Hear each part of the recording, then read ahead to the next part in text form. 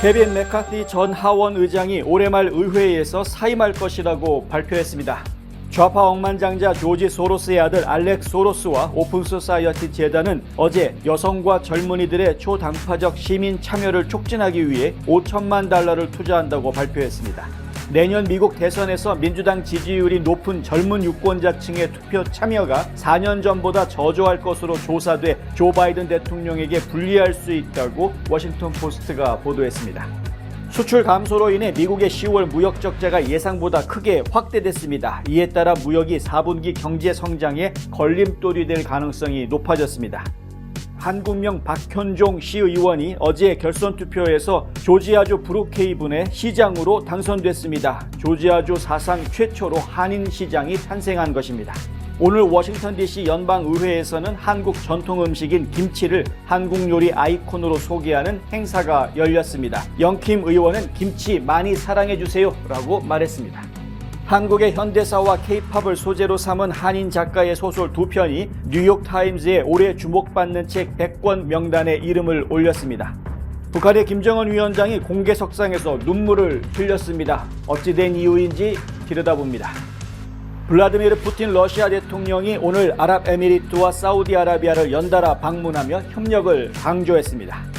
텍사스주에서 연쇄적으로 총격 사건이 발생해 6명이 숨지고 최소 3명이 다쳤습니다. 경찰은 5건의 총격 사건이 모두 다 한 명과 연관된 것으로 보고 30대 용의자 남성 1명을 체포했습니다. 미시 화장품 연말 특별 세일! R88 리프팅 크림 사시면 펩타이드 토너 미스트 무료 증정, 엑스퍼트 크림 세트 사시면 아이크림 세트에 샘플 가방 세트까지 증정, 참존 DAG 3종 세트, 한스킨 남성용 세트, 셀트리온 마스크팩, 여성 청결제 클렌저까지 모두 하나 사면 하나 공짜, 핸드크림 세트, 바리 세트도 할인해 드립니다. 연말연시 소중한 분에게 좋은 선물을 선사할 절호의 기회 놓치지 마세요. 가까운 미시 화장품 매장으로 직접 오시거나 인터넷으로 오더하셔도 됩니다. 요즘 건물 사야 된다는데? 커머셜 전문 브로커 누가 좋지? 안드라스 부동산이지. 미국 모든 주에서 매매가 가능하다고. 쇼핑몰, 리테일, 오피스 빌딩, 호텔, 웨어하우스. 누구라고? 유튜브에 안드라스 윤 쳐봐. 이제는 철저히 준비된 전문성만이 수익성을 창출하는 시대입니다. 저 안드라스, 투자에 대한 답을 드리겠습니다. 안드라스 커머셜.com에 더 많은 정보가 있습니다. 안드라스 부동산 770-802-0688. 시청자 여러분 안녕하십니까? 12월 6일 수요일 NNP 뉴스 시작합니다. 첫 소식입니다. 케빈 맥카시 전 하원 의장이 올해 말 의회에서 사임할 것이라고 오늘 밝혔습니다. 맥카시 의원은 월스트리트저널에 나는 하원을 떠나지만 투쟁은 그만두지 않을 것이다 라는 부제의 기고문에서 이같이 발표했습니다. 맥카시는 기고문에서 나는 선출직에 출마할 우리나라 최고의 인재들을 계속 영입할 것이라며 공화당은 날로 확장되고 있으며 나는 차세대 지도자를 지원하기 위해 내 경험을 빌려줄 것을 약속한다라고 썼습니다. 맥카시가 현직을 유지했다면 2006년부터 자신이 맡고 있는 하원 의원직을 놓고 다른 공화당원의 도전에 직면하게 됐을 것이라고 저스트 더 뉴스는 전했습니다. 맥카시는 기고문에서 나는 기업가들과 위험을 감수하는 사람들이 잠재력을 최대한 발휘할 수 있도록 돕고 싶다며 우리가 직면한 문제는 입법보다는 혁신으로 해결될 가능성이 더 높다라고 썼는데 의회가 아닌 민간 분야에서 국가를 운영하는 일에 참여할 것임을 시사한 것으로 보입니다. 맥카시의 조기 사임은 예상치 못한 일은 아니었지만 점점 줄어들고 있는 과반수로 하원을 운영하기 위해 고군분투하고 있는 마이크 존슨 하원 의장에게는 골치 아픈 일이 됐다고 뉴욕타임스는 전했습니다. 지난주 조지 산토스 의원이 의회에서 제명된 이후 맥카시까지 조기 사퇴를 발표해 하원에서 공화당과 민주당 사이의 의석수 차이는 3석으로 줄어들었습니다. 이로 인해 존슨 의장이 강성파 의원들의 의견과 다른 방향을 모색할 여유가 없어졌다는 것이 뉴욕타임스의 분석입니다. 좌파 억망장자 조지 소로스의 아들 알렉스 소로스와 오픈 소사이어티 재단은 어제 여성과 젊은이들의 초당파적 시민 참여를 촉진하기 위해 $5천만 투자한다고 발표했습니다. 백악관을 자주 방문하는 것으로 알려진 알렉스 소로스는 X에 올린 글에서 미국 민주주의의 미래에 대해 손을 놓고 있음에도 불구하고 우리는 여성과 청년 운동에서 권리를 위한 승리를 보아왔다며 오픈 소사이어티의 5천만 달러 투자는 이러한 참여를 촉진시키길 원한다고 썼습니다. 소로스는 초당적이라는 말로 자신의 재정 지원이 특정 정당을 위한 것이 아닌 것처럼 묘사했지만 공화당 유력 대선 후보인 도널드 트럼프 전 대통령과 마이크 존슨 하원 의장에 대해 비판적인 자세를 보여왔습니다. 특히 소로스는 여성과 청년들의 초당파적 시민 참여를 촉진하기 위한 계획을 언급하기 전에 트럼프 행정부의 실패에 대한 자신의 의견을 밝히기도 했습니다. 그는 2016년 대선 이후 발생한 여성 혐오 정책에 반대하는 시위를 언급하면서 트럼프의 이름을 또 한 번 거론했습니다. 또한 소로스는 존슨 의장을 국가적 낙태 금지의 옹호자라고 불렀고 그가 하원 의장직에 오르는 것은 국가가 여성의 신체 자율성을 침해할 위협을 더 높일 뿐이라고 주장했습니다. 브라이트바트 뉴스는 존슨이 소로스의 주장처럼 금지를 주장한 것이 아니라 낙태 제한을 옹호하는 것이라고 부연 설명했습니다. 존슨 의장이 낙태 금지에서 예외 조항을 인정하고 있기 때문입니다. 내년 미국 대선에서 민주당 지지율이 높은 젊은 유권자층의 투표 참여가 4년 전보다 저조할 것으로 조사돼 조 바이든 대통령에게 불리할 수 있다고 어제 워싱턴 포스트가 보도했습니다. 하버드대 케네디 스쿨 정치연구소가 지난 10월 23일부터 11월 6일 18세에서 29세 미국인 남녀 2,098명을 대상으로 한 하버드 청년 여론조사 결과에 따르면 응답자의 49%가 내년 대선 때 확실히 투표하겠다고 답했습니다. 2020년 대선 전 비슷한 시기에 진행된 여론조사에서는 투표에 반드시 참여하겠다는 응답 비율이 57%였는데 4년 만에 8%포인트나 하락했습니다. 청년층에서 바이든 대통령의 지지율이 트럼프 전 대통령보다 높기 때문에 워싱턴 포스트는 청년 유권자들의 투표율 하락이 바이든 대통령에게 타격을 줄 수 있다고 진단했습니다. 또한 이번 여론조사에서는 바이든 대 트럼프의 양자 구도보다 로버트 F. 케네디 주니어, 코넬 웨스트, 조 만친 등이 추가된 다자 구도에서 바이든이 트럼프를 훨씬 더 많이 앞서는 것으로 집계돼 눈길을 끌었습니다. 이 또한 바이든 입장에서 청년 유권자들이 더 많이 투표하도록 만들어야 하는 이유인 것으로 분석됐습니다. 수출 감소로 인해 미국의 10월 무역 적자가 예상보다 크게 확대됐습니다. 이에 따라 무역이 4분기 경제 성장에 걸림돌이 될 가능성이 높아졌습니다. 오늘 연방 상무부 발표에 따르면 10월 미국 무역 수지 적자는 9월에 비해 5.1% 증가한 643억 달러를 기록했습니다. 상품 및 서비스 수출은 1.0% 감소한 2,588억 달러를 기록했습니다. 상품 수출은 1.8% 감소한 1,735억 달러를 기록했고 소비재 수출은 보석, 다이아몬드와 의약품을 중심으로 21억 달러가 감소했습니다. 또 자동차, 부품, 엔진 수출은 9억 달러 감소했습니다. 그러나 산업용품 및 원자재 수출은 12억 달러가 증가했습니다. 자본재 수출은 512억 달러로 사상 최고치를 기록했습니다. 서비스 수출은 운송, 금융 및 기타 비즈니스 서비스에 의해 6억 달러 증가한 853억 달러를 기록했습니다. 하지만 여행 서비스 수출은 감소했습니다. 상품 및 서비스 수입은 0.2% 증가한 3,230억 달러를 기록했습니다. 상품 수입은 0.1% 증가한 2,633억 달러로 금리 인상으로 인해 국내 수요가 둔화될 가능성이 있다고 로이터 통신은 전했습니다. 또 컴퓨터, 시추 및 유전 장비의 증가로 자본재 수입이 18억 달러 증가했습니다. 자동차, 부품, 엔진 수입은 10억 달러 감소했습니다. 서비스 수입은 여행 증가에 힘입어 2억 달러 증가한 598억 달러를 기록했습니다. 조지아주 최초로 한인 시장이 탄생했습니다. 존 박 시 의원은 어제 결선 투표에서 58.58%를 확보하면서 41.42%를 얻는 데 그친 로렌 키퍼를 누르고 당선됐습니다. 박 당선인은 어제 개표실 상황을 함께 보며 응원해준 지지자들에게 우리는 함께 훌륭한 일을 할 것이라며 나는 브룩헤이븐 전체의 시장이 될 것이다. 특히 내게 투표하지 않은 사람들은 더욱 그렇다라고 말했습니다.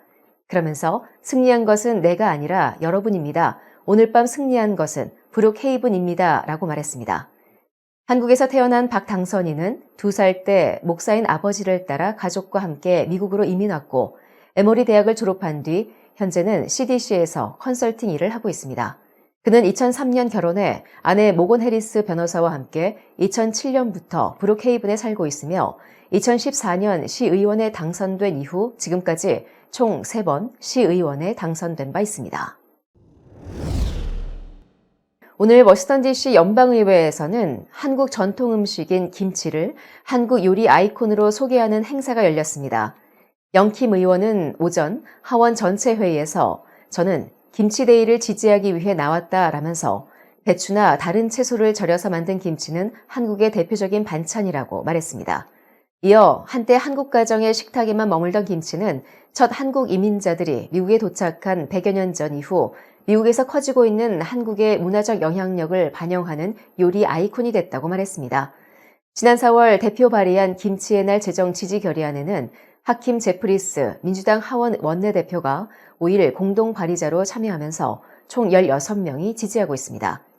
결의안은 김치의 유래 등을 소개한 뒤 한국이 11월 22일을 김치의 날로 축하하고 있다고 전하면서 연방 하원도 김치의 날 지정을 지지할 것을 결의하는 내용을 담고 있습니다. 당초 이날 하원 본회의에서 결의안이 채택될 것이라는 관측이 있었지만 표결 등 채택에 필요한 절차는 진행되지 않았습니다. 미국에서는 캘리포니아주, 버지니아주, 뉴욕주, 워싱턴 DC, 미시간주, 조지아주, 하와이주 등 7개 주가 김치의 날을 제정했습니다. 우리 한인들의 정체는 무엇입니까? 우리가 자손들과 살아갈 땅임에도 불구하고 언젠가는 떠날 방문객처럼 살지는 않습니까? 우리는 이방인이 아닌 이 땅의 주인이 되어야 합니다. 우리는 반드시 이 나라에서 좋은 평판을 만들어야 되는데 이 나라와 우리 이웃과 우리 지역에서 도움이 되는 사람들로 부각이 되어야 됩니다. 좋은 이웃되기 운동이 여러분 곁에서 함께합니다. 가족, 미래, 행복, 꿈, 건강, 아름다운 삶, 슬기로운 보험 생활로 가능한 것들입니다. 박화실보험을 만나보세요. 자동차 보험, 집보험, 비즈니스 보험, 워커스컴, 생명보험, 의료보험은 물론이고 주택융자, 재융자, 자동차융자, 개인융자 등 은행 업무에 IRA, 401k, 애뉴이티 등 은퇴 및 재정 설계까지 모두 한 곳에서 도와드립니다. 100년을 한결같이 좋은 이웃으로. 보험의 중심에는 박화실보험이 있습니다. 다음 소식입니다. 한국의 현대사와 K-팝을 소재로 삼은 한인 작가의 소설 2편이 뉴욕타임스에 올해 주목받은 책 100권 명단에 이름을 올렸습니다. 뉴욕타임스는 오늘 올해 나온 신간 중 탁월한 작품 100권의 명단을 발표하면서 에드박의 같은 침대 다른 꿈과 에스더 이의 YN을 포함했습니다. 박 작가의 같은 침대 다른 꿈은 생계를 위해 대기업에서 근무하는 한국계 미국인 작가 순신을 중심으로 한국 전쟁 당시 UFO를 목격했다고 믿는 참전 용사 출신 흑인 SF 작가와 남북 통일을 위한 비밀 공작을 벌이는 임시정부 등 다양한 이야기가 얽힌 작품입니다.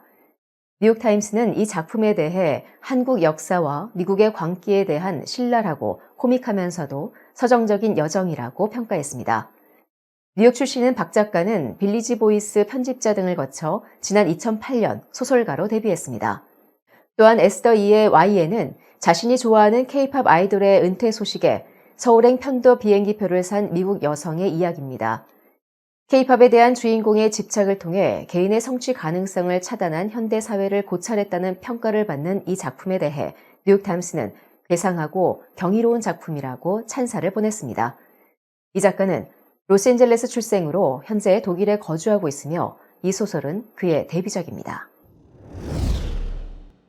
북한의 김정은 위원장이 공개석상에서 눈물을 흘리는 모습이 포착돼 화제입니다. 전국 어머니 대회에서 나온 모습인데 이날 김 위원장은 연설에서 북한의 저출산 문제를 언급하기도 했습니다. 윤채영 인턴 기자가 자세한 소식 전해드립니다. 조선민주주의인민공화국의 최고 지도자 김정은은 일요일 회의에서 북한 여성들에게 더 많은 아이를 낳아달라며 감정적으로 호소했습니다. 그는 출산율 감소를 예방하고 좋은 육아를 하는 것은 모두 우리가 어머니들과 함께 감당해야 할 가사 임무라며 수도 평양에서 열린 전국 어머니 대회 연설에서 말했습니다. 김정은은 회의 도중 눈물을 터뜨리고는 손수건으로 눈물을 훔치는가 하면 동시에 손수건으로 눈물을 닦는 관객들도 다수 목격되었습니다. 데일리메일은 김정은 최고 지도자가 우리는 우리의 어머니들이 해결해야 하는 수많은 사회적 과제들에 직면해 있다며 사회주의 교육, 집단주의, 저출산 문제 해결 등을 대표적인 과제로 꼽았다고 보도했습니다. UN 인구기금은 2023년 북한의 합계 출산율을 1.8명으로 추정했습니다. 이는 인구 대체 수준인 1인당 2.1명보다 낮은 수치입니다. 국제응용시스템 분석연구소에 따르면 북한은 전체 인구의 60%가 빈곤층인 세계 최빈국 중 하나입니다. 북한은 역사적으로 식량 부족을 겪어왔다고 BBC는 보도했습니다. 그러나 출산력 저하는 북한의 문제만이 아닙니다. 가족연구소에 따르면 이미 2017년 기준으로 전 세계 인구의 거의 절반이 대체 출산율이 낮은 국가에 거주하는 상황에 이르렀습니다. MBC 뉴스는 2022년 남한의 출산율이 0.78명이라고 보도했습니다. 남한은 북한이 가진 다른 고질적인 문제들을 겪고 있지는 않지만 북한보다 훨씬 낮은 출산율로 고심하고 있습니다. 뉴스앤포스트 윤채영입니다. 블라디미르 푸틴 러시아 대통령이 오늘 아랍에미리트와 사우디아라비아를 연달아 방문하며 협력을 강조했습니다. 푸틴 대통령은 이날 아랍에미레이트 아부다비의 대통령궁인 카사르 알와탄에서 셰이크 무함마드 빈 자예드 알 나흐얀 대통령과 회담하면서 우리 관계는 전례 없이 높은 수준에 도달했다며 아랍에미레이트는 아랍 세계에서 러시아의 주요 무역 파트너라고 말했습니다. 푸틴 대통령은 지난해 양국 무역액이 약 68% 증가했으며 산업, 석유, 가스 분야 프로젝트도 추진되고 있다고 설명했습니다. 또 양국이 석유 수출국 기구 오펙과 비오펙 주요 산유국 협의체인 오펙 플러스를 통해서도 협력하고 있다고 강조했습니다. 아부다비 방문 일정을 마친 푸틴 대통령은 곧바로 전용기를 타고 사우디아라비아 리야드로 이동했습니다. 유리 우샤코프 러시아 대통령 외교 담당 보좌관은 푸틴 대통령이 무함마드 빈 살만 사우디 왕세자가 1대1 회담을 통해 무역, 경제, 투자 분야와 세계 석유 시장을 둘러싼 에너지 문제 등을 논의할 것이라고 밝힌 바 있습니다. 또 가자지구 상황과 우크라이나 문제도 회담 의제에 포함될 것으로 알려졌습니다. 푸틴 대통령이 아랍에미리트와 사우디아라비를 방문한 것은 코로나19 팬데믹 전인 2019년 10월 이후 처음입니다. AP통신은 우크라이나 전쟁 와중에 푸틴 대통령이 친미 진영이자 주요 산유국을 순방했다는 점에 주목했습니다. 텍사스주에서 연쇄 총격 사건으로 6명이 숨지고 최소 3명이 다쳤습니다. 경찰은 범행을 저지르고 달아나던 30대 용의자를 체포했습니다. 경찰은 어제 오전 10시 45분께 오스틴의 한 고등학교 주차장에서 학교 경찰관이 다리에 총을 맞았다는 신고를 받고 출동했습니다. 이 경찰관은 병원으로 이송돼 치료받고 있습니다. 이어 정오 무렵 학교에서 가까운 한 주택에서 총소리가 들린다는 신고를 받고 출동한 경찰은 현장에서 2명이 쓰러져 있는 것을 발견했습니다. 이들 2명은 모두 사망했습니다. 또 같은 날 오후 5시께 오스틴의 다른 장소에서 자전거를 타고 가던 남성이 총에 맞아 다쳤으나 생명에는 지장이 없는 상태입니다. 그 뒤 2시간 뒤인 오후 7시께 한 주택에서는 강도가 발생했다는 신고를 받고 출동한 경찰이 현장에서 2명이 숨져 있는 것을 발견했습니다. 경찰은 이 주택 뒷마당에서 용의자로 추정된 남성과 맞닥뜨려 총격전을 벌이던 중 여러 발의 총상을 입고 병원으로 이송됐습니다. 총에 맞지 않은 용의자는 현장에서 차를 몰고 달아났고 경찰은 추격 끝에 오후 7시 15분께 고속도로에서 이 남성을 체포했습니다. 경찰은 용의자가 30대 남성이라고만 밝혔으며 상세한 신원은 공개하지 않았습니다. 한편 오스틴 경찰은 이어 같은 날 오후 7시 45분에 인근 벡사 카운티의 한 주택에서 2명이 숨진 살인사건을 통보받았고 오스틴 연쇄 총격 용의자가 이 집과 관련이 있는 것으로 파악했습니다. 경찰은 용의자와 희생자들 사이의 관계에 대해서는 밝히지 않았으며 범행 동기를 수사 중이라고만 밝혔습니다. 다만 경찰은 언론 브리핑에서 우리는 한 명의 용의자가 모든 사건에 연관이 있다고 강하게 믿고 있다고 말했습니다. 상안검, 하안검을 아시나요? 안과에서 성형수술을 한다는 사실도 아셨나요? 그렇습니다. 미국과 한국의 유명 의대 및 병원에서 최신 기술을 섭렵하고 돌아온 닥터 줄리아 강이 존스크릭의 졸리 성형 안과를 오픈했습니다. 다양한 보톡스 주사와 필러 시술, 그리고 명품 치료기를 통해 여러분의 피부에도 생기를 불어넣어 드립니다. 전문 의사가 직접 시술에 믿고 안심할 수 있는 졸리 성형 안과. 지금 상담 받으세요. 770-629-0600 화장품 백화점 미쓰이 화장품 인터넷 주문도 가능합니다. 고객의 꿈을 실현하는 은행 메트로시티은행. 한 곳에서 시작되는 안정된 미래 선우이너 보험. 뉴스앤포스트는 페이스북, 유튜브, 카카오톡, 트위터 등 다양한 플랫폼으로 컨텐츠를 전달하고 홍보 효과를 극대화해드립니다.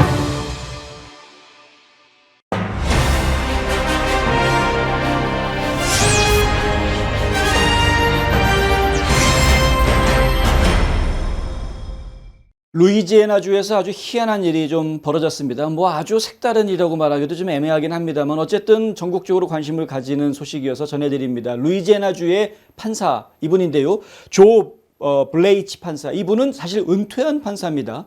은퇴한 판사인데 루이지애나주 대법원에서 당신이 이 사건을 맡으시오라고 임명을 해주는 바람에 그래서 이 소송을 맡게 됐습니다. 어떤 소송이냐고요? 화이트혼 후보와 그리고 또 니켈슨 후보의 선거에 대한 소송입니다. 이 두 후보는 루이지애나주에 있는 한 카우니의 보안관, 카토 페리시의 보안관 자리를 놓고 선거 경선을 벌였습니다. 화이트혼은 민주당 후보고요. 니켈슨은 공화당 후보입니다. 선거 결과가 어떻게 나왔느냐 하면요. 21,621표 그리고 21,620표 보시다시피 딱 한 표 차이로 화이트혼 후보가 이긴 것으로 결론이 났었습니다. 화이트혼 후보는 민주당 소속인데 한 표 차이로 이겼다. 이것을 받아들일 수가 없겠죠. 니켈슨 후보 입장에서는. 아니 21,600표가 나왔는데 한 표 차이로 당락이 결정이 된다고? 이거 있을 수가 없는. 재검표 합시다. 당연히 재검표가 이루어졌습니다. 그런데 문제는 수검표 합시다 라고 요청을 했는데 선관위에서 그걸 받아들이지 않습니다. 그래서 그냥 기계로 재검표를 했습니다. 그랬더니 여전히 딱 한 표 차이로 화이트혼 후보가 이기는 것으로 또 결론이 납니다. 그런데 그 과정 중에서 니켈슨 후보가 다른 정보들을 취합을 합니다. 부정선거가 있었다라는 결론을 내리고요. 소송을 제기합니다. 그 소송을 지금 이제 조 블레이치 판사가 맡게 된 것이고요. 이 블레이치 판사가 어제 판결문을 내놨습니다. 그 판결문 내용의 결론은 뭐냐면 자, 지난번 있었던 선거는 무효다. 다시 해라. 이렇게 된 거죠. 지금 니켈슨 후보 입장에서는 뭐 당연하다라고 받아들일 수 있는 부분이지만 화이트혼 후보 입장에서는 야 이건 말도 안 되는 거다. 재검표까지 해가지고 결과가 나온 건데 이긴 건 이긴 건데 단 한 표 차이라도 하더라도 어떻게 이럴 수가 있느냐 뭐 이렇게 된 겁니다. 자 어떻게 해서 그러면 블레이치 판사가 그런 결론을 내렸느냐 실제로 법정에 제시된 증거들을 놓고 확인을 해보았더니 전면 금지, 그러니까 투표를 할 수 없게끔 금지되어 있는 사람의 표가 4표가 포함이 됐다라는 이야기가 지금 나옵니다. 그리고 총 11개 표가 잘못된 표다라고 나오는데요. 그중에 5개 표는 투표용지에 그러니까 부재자 투표 같은 거에 서명이 안 돼 있는 뭐 이런 표들이 5개가 나왔다. 그리고 이중 투표, 그러니까 한 사람이 2번 투표하는 이러한 문제들도 발견이 됐다는 거죠. 그래서 총 11표가 잘못됐다는 겁니다. 그러면 한 표 차이로 이겼는데 11표가 잘못된 게 나왔으니까 그 결과를 받아들여야 됩니까? 안 받아야 돼? 너무 당연한 이야기이죠. 그런데 화이트혼 후보 측에서는 뭐라고 이야기하느냐. 조 블레이치 판사가 니켈슨 후보하고 친구다. 아는 사람이다. 서로. 자기들끼리 편먹고 나를 괴롭히는 것 이렇게 돼버리는 이런 애매한 상황이 됐습니다. 이 문제 때문에 사실 블레이치 판사가 이 재판을 맡으면 안 된다라고 하면서 다른 판사들이 재판을 거부한 일도 있었습니다. 결국은 이제 논란거리가 된 거는 사실입니다. 그런데 어차피 주 대법원으로 이것이 다시 항소가 올라갈 수는 있겠습니다만은 한 표 때문에 당락이 결정이 됐는데 적어도 11개 표는 지금 확인이 된 것이니까요. 잘못된 표라는 게 확인이 된 것이니까 결국에는 재투표를 하는 것이 당연한 수순이 아니냐. 뭐 이렇게 이야기할 수 있는 것이 당연해 보이는데 워낙에 이제 선거 자체에 대한 불신임, 이 선거 무결성에 대해서 많은 국민들이 믿지 않는 부정선거가 있을 수 있다라고 생각하는 국민들이 지금 너무나 많은 상황이다 보니까 이러한 그 작은 지역에 있는 작은 선거도 전국적으로 좀 관심을 받는 그러한 상황이어서 일단 소개해 드렸습니다. 중요한 것은 사회 시스템이 정확하게 작동을 한다면 부정선거 문제는 언제든 해결될 수 있고 조치가 취해질 수 있는 부분이다라는 것이죠. 근데 사회 시스템이 망가져 있고 계속해서 사람들이 비리를 저지르거나 부정하면 부정선거가 가려지게 될 것이죠. 하버드 대학교의 정치연구소 Institute of Politics라는 그 정치연구소에서 여론조사를 했는데 매년 실시한다고 합니다. 그런데 4년 전과 지금을 비교해 보았더니 대통령 선거에 참여하겠다라는 청년들의 비율이 크게 떨어졌다. 57%에서 49%로 무려 8%포인트나 떨어졌다. 이것이 결국은 바이든한테 불리하게 될 것이다. 워싱턴 포스트의 분석이었습니다. 앞서서 보도해드렸던 것처럼요. 왜냐하면 청년들은 바이든 혹은 민주당 쪽에 좀 더 친화력이 있기 때문에 그렇다라는 것이죠. 그런데 정말 그런지 한번 살펴보겠습니다. 저희 웹사이트에 들어오시면은요, 저희 해당 기사에 바로 이렇게 링크를 걸어놨습니다. 여론조사 결과 바로 보기. 이것을 클릭하면 이렇게 하버드 대학의 유스폴 청년들 여론조사 결과 화면으로 이렇게 연결돼 있습니다. 지금 이제 설명을 여러 가지를 드려야 되겠습니다만은 이제 가장 중요하게 내놓은 결론은 앞부분에 내놓은 것처럼 18세에서 29세 사이의 청년들은 앞으로 있을 내년에 있을 대통령 선거에 지난 4년 전보다는 적게 참여할 것 같다라는 이야기가 나옵니다. 자, 키 테이크어웨이즈 하면서 10가지 중요한 탑 10 파인딩 해가지고 10가지 중요한 발견해서 정리를 해놓았는데요. 그걸 저희가 지금 보여드리려고 합니다. 앞서 말씀드린 것처럼 57%에서 49%로 줄어든다. 여기에 아주 그냥 두꺼운 글자로 해가지고 눈에 띄게 딱 해놓았죠. 그래서 마치 청년 유권자들이 투표를 적게 해서 바이든한테 불리하게 되는 것처럼 이렇게 해놓습니다. 그런데 이걸 보겠습니다. 이거는 두꺼운 표시가 안 돼 있더라고요. 민주당원은 68%가 4년 전에 definitely vote, 나 반드시 투표할 거예요 라고 대답을 했었습니다. 올해 66%가 이렇게 대답합니다. 2%밖에 안 줄었습니다. 많이 안 줄어들었죠. 공화당원은요, 4년 전에 66%였던 것이 올해는 56%로 줄어들었습니다. 10%가 줄어들었습니다. 공화당원. 자, 인디펜던트하고 unaffiliated, 그러니까 무소속인 유권자들. 자, 4년 전에는 41%가 꼭 투표할게요 했는데 올해는 31%만 꼭 투표할 거다. 10%가 줄었습니다. 마찬가지로. 민주당은 얼마 안 줄어들었습니다. 그런데 공화당 유권자와 무소속 유권자들 사이에서 10%라고 엄청나게 줄어든 겁니다. 투표하겠다는 사람 숫자가. 이게 지금 바이든한테 불리한 겁니까? 공화당 찍겠다라는 사람이 10%가 빠지고 민주당 찍겠다라는 사람이 2%만 빠지는 건데 이게 바이든한테 지금 불리한 여론조사 결과입니까? 그럼에도 불구하고 전체를 뭉뚱그려가지고 합쳐서 하니까 57%가 49%로 줄어들어서 젊은 유권자들 투표가 줄어드니까 바이든한테 불리할 거다라고 해석하는 워싱턴 포스트의 이 해석은 완전 개구라뻥 잘못된 해석인 것이죠. 이 화면을 보시면은요, 여기에 보면은 각 그 분야별로 어떻게 숫자가 줄어드는지를 전체적으로 다 줄어드는데요. 남성도 줄어들고 여성도 줄어들고. 그런데 18세에서 24세 사이가 줄어드는 것보다 25세에서 29세 사이가 줄어드는 폭이 좀 적습니다. 그리고 재밌는 건 바로 이건데요. Not in college, no degree. 그러니까 저학력층에서 유권자들이 투표하겠다는 사람이 4년 전에 48%인데 지금 40%로 줄어듭니다. 8%나 줄어듭니다. 그리고 학생들 중에서는 68%가 55%로 줄어듭니다. 그러니까 학생이거나 아니면 저학력자인 경우에는 많이 줄어듭니다. 그런데 칼리지 디그리, 그러니까 대학 졸업 학력 이상 고학력자인 경우에는 72%에서 69%로 3%만 줄어듭니다. 고학력자들은 일반적으로 알려져 있기에 민주당이나 바이든을 지지하는 사람들이 비율이 더 높은 것으로 알려져 있고요. 저학력층들은 오히려 공화당 지지자들이나 트럼프 지지자들이 더 많은 층으로 알려져 있습니다. 그렇다면 이건 역시 바이든한테 불리한 결과가 아닌 것이죠. 젊은 층들이 투표를 덜 한다고 해서 바이든한테 불리할 게 하나도 없다라는 결론이 나올 수밖에 없는 부분입니다. 한 가지 또 흥미로운 사실은 바로 이건데요. 지금 보시는 그래프는 양자 대결 구도일 때 그래프입니다. 그러니까 바이든하고 트럼프 둘을 놓고 누굴 선택할래? 이렇게 물어본 것인데요. 자, 전체 18세에서 29세 사이의 전체 유권자들은 바이든 41%, 트럼프는 30%, 바이든이 11%포인트나 더 인기가 많아 보입니다. 그리고 등록 유권자들, registered voter 사이에서는 바이든이 48%, 그리고 트럼프는 33%, 15% 차이로 차이가 더 커집니다. likely voters, 진짜 투표하겠다고 한 사람들, 투표할 사람들, 이 사람들은 57%가 바이든 찍겠다고 그러고요. 33%만 트럼프 찍겠다고 합니다. 무슨 얘기입니까? 결국은 기본적으로 젊은이들이 바이든을 더 밀어주고 있다, 더 지지하고 있다는 걸 단적으로 보여주는 겁니다. 이것은 전체 숫자가 줄어들어도, 투표한다라는 숫자가 줄어들어도 여전히 바이든을 찍겠다는 사람이 트럼프를 찍겠다는 사람보다는 많이 나올 것이라는 걸 보여줍니다. 요 뒤에 보여주는 요 그래프는 좀 흥미로운데요. 이거는 다자구도 일대를 이야기합니다. 바이든과 트럼프 외에도 로버트 F 케네디 주니어, 그리고 코넬 웨스트, 또 조 만친 이름이 들어가 있습니다. 조 만친 의원 같은 경우에는 출마하겠다라는 이야기를 하지 않고 있습니다만은 그럼에도 불구하고 일단 이름을 넣었습니다. 이 사람들 중에서 한번 골라봐라, 이렇게 된 건데요. 그랬더니 어떤 현상이 벌어지느냐?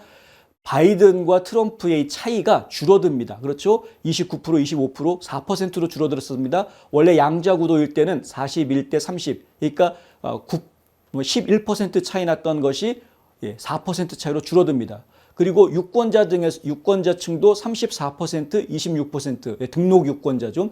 이게 지금 8% 차이밖에 안 납니다. 여기 양자구도일 때에는 15% 차이 나던 것이 다자구도로 가니까 8% 차이로 줄어들게 되는 거죠. 그 폭이. 그리고 지금 진짜 투표할 사람들, 투표하겠다라고 이야기한 사람들 중에서도 보면은 양자구도일 때는 무려 24%나 벌어졌었는데 다자구도로 가니까 16%, 그러니까 지금 다자구도로 가니까 16% 차이로 또 이 폭이 줄어드는 모습을 보여줍니다. 무슨 얘기냐면 다자구도로 가면 양자구도일 때보다는 트럼프와 바이든의 차이가 줄어든다. 결국 다자구도로 가게 되면 제3자 후보가 바이든 쪽의 표를 더 많이 가져. 트럼프 표도 제3자 후보한테 갈 수 있지만 바이든 표를 더 많이 3자 후보 쪽으로 끌어당긴다. 이렇게 이야기를 하는 것입니다. 그런데 진짜 그런가? 꼭 그렇지만 않습니다. 자, 요걸 좀 보실까요? 뭐냐 하면은요. 양자구도일 때 이 15%는 뭐냐 하면은 would not vote, 나 투표 안 할래요 라는 사람입니다. 잘 모르겠어요 라는 사람이 13%였습니다. 그런데요, 다자구도로 가니까 제3자 후보군에 나와 있는 10%, 3%, 2% 합치면 15%죠. 바로 요 15%, 나 투표 안 할래요 라고 얘기했던 사람으로 갑니다. 15%. 그런데 잘 모르겠어요가 13%였던 것이 다자구도로 가니까 31%로 늘어납니다. 잘 모르겠어요는 뭡니까? 나 투표 안 할래요가 아니죠. 이 사람들은 누군가를 투표할 겁니다. 그런데 알 수가 없는 겁니다. 안개 속에 들어간 유권자층이 되는 겁니다.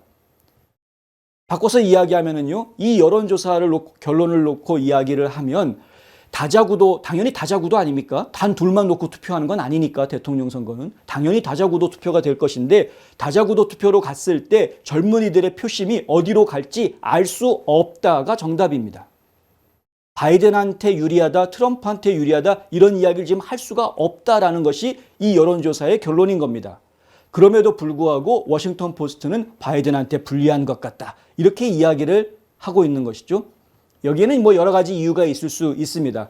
뭐 바이든한테 불리하다라고 해서 사람들을 갖다가 좀 선동하려고 하는 잘못된 정보를 집어넣어 줘가지고 좀 안심하게 만들어 놓고 뒤통수 치려고 하는 건지는 모르겠습니다만, 어쨌든 잘못된 정보를 주고 있다라는 점에서는 저희가 지금 신경 쓰이는 부분이 상당히 있다라고 말씀을 드릴 수밖에 없겠습니다. 하버드 대학에 내놓은 이번 여론조사를 보면은요, 역시 3자 후보군 굉장히 중요한 역할을 할 것이고, 3자 후보군의 역할에 따라서 바이든 쪽의 표가 더 갈지 트럼프 쪽의 표가 더 갈지가 완전히 다른 양상, 지금으로서는 예측할 수 없는 양상을 갖게 할 것이다 라는 정도만 저희가 이해할 수 있을 것 같습니다. 계속해서 여론조사들이 새로운 것이 발표가 될 것입니다. 어제도 말씀드렸지만 일희일비 할 수는 없는 것이고요. 하지만 인내심을 가지고 끝까지 지켜봐 주시고요. 흐름을 좀 계속 타고 가는 그런 해안이 좀 필요한 상황일 것 같습니다. 지금 앞서서 보도해드린 대로 소로스는 젊은 유권자들을 더 많이 끌어들이기 위해서, 그리고 또 여성 유권자들을 더 끌어들이기 위해서 5천만 달러 쓰겠다라고 발표를 했는데 그게 다가 아닐 거겠죠. 지난번 4년 전 선거를 놓고 이야기를 해보자 그러면 주커버그가 3억 5천만 달러를 전국에 뿌려가지고 선거에 엄청난 영향을 주었던 것을 저희가 기억을 하고 있습니다. 이게 민간 자금들이 선거에 영향을 주는 돈으로 지금 활용이 되고 있는 이런 모습을 저희가 보고 있는데 그 돈이 결국은 친민주당 혹은 친바이든 선거 캠프 쪽으로 흘러가고 있는 것을 제가 보고 있기 때문에 이러한 점들을 저희가 좀 타개하기 위해서는 정말 많은 국민들이 무엇이 진실인지 알아야 할 필요가 있다. 잘못된 왜곡된 해석, 여론조사 놓고 해석 어떻게 하냐에 따라서 결과가 달라지는 거 잘 아시죠? 그러니까 잘못된 해석을 들을 게 아니라 제대로 된 해석을 좀 기억해야 될 때이다. 이 말씀 마지막으로 드리겠습니다. 지금까지 홍성구 기자입니다. 경제정보입니다.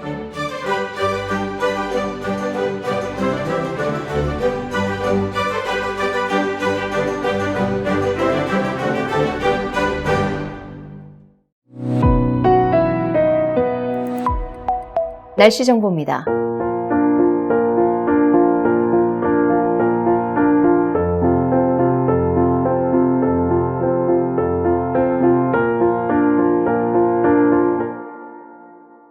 이상으로 12월 6일 수요일 NNP 뉴스를 모두 마칩니다. 시청해주신 여러분 고맙습니다.